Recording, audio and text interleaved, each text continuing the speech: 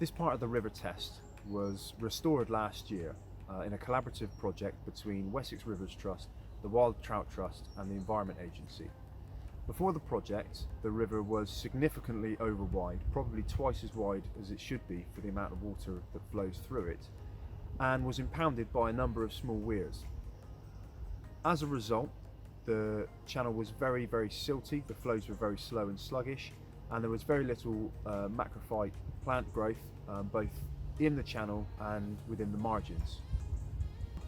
The first course of action was to get the river flowing again. So we pulled out all the weirs that were impounding the river and got it flowing again over its natural gradient.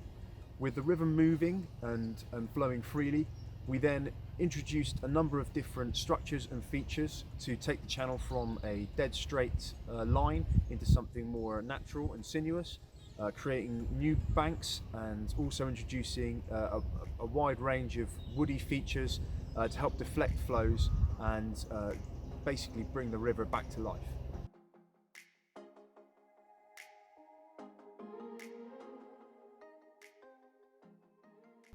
I think what makes this project different is the scale of change that we've seen in just under a year.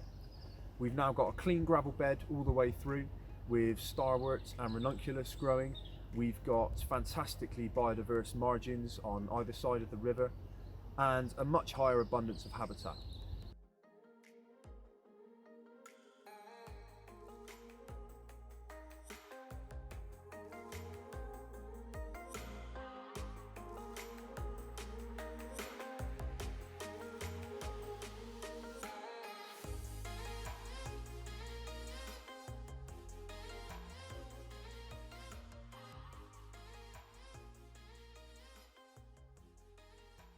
Although works have finished on site, the river itself is far from finished in its journey towards being restored. The whole point of this sort of project is to give the river back the tools it needs to restore itself. So over time, the river should continue to shift and adapt, probably for the next 4 or 5 years, until it eventually settles into a new equilibrium.